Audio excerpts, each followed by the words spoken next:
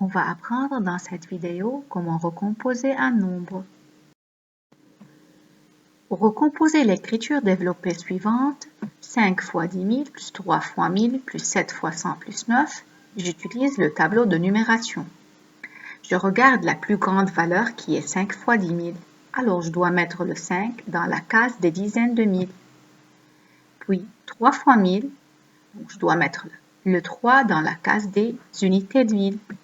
7 fois 100, je mets le 7 dans la case des centaines et 9 dans la case des unités. Je n'oublie pas de remplir la case vide par un 0 et le nombre sera 53 709. Prenons maintenant un autre exemple. 8 fois 100 000 plus 4 fois 10 000 plus 2 fois 100 plus 5. Toujours, j'utilise mon tableau de numération. Ça va faciliter notre travail. Je dois mettre le 8 dans la case des centaines de mille, le 4 dans la case des dizaines de mille, le 2 dans la case des centaines et le 5 dans la case des unités. Donc les deux cases vides, je dois les remplir par des zéros. Et le nombre sera 840 205.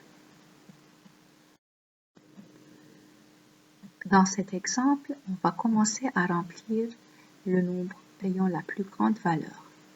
Et c'est le 6 qui est dans la case des centaines de mille, puis le 7 dans la case des milliers, le 3 dans la case des centaines, le 4 dans la case des dizaines et finalement le 9 dans la case des unités. Il nous reste à remplacer le 0 dans la case des dizaines de mille et le nombre sera 607 349.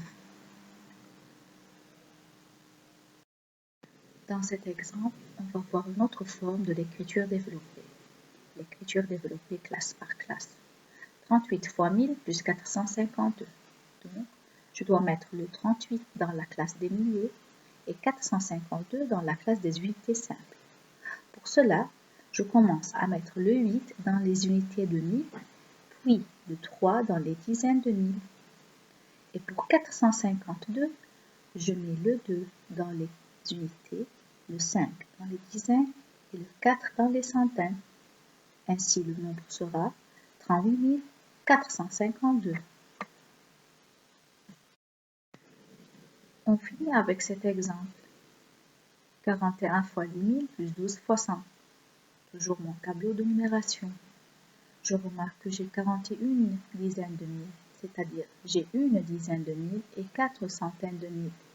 Puisque dans la case des dizaines de mille, je ne peux pas mettre qu'un seul chiffre, alors je dois mettre le 1 et je pousse le 4 vers les centaines de mille. La même chose pour 12 fois 100.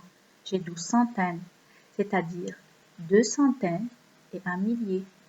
Je mets alors le 2 dans la case des centaines et le 1 dans les unités de mille.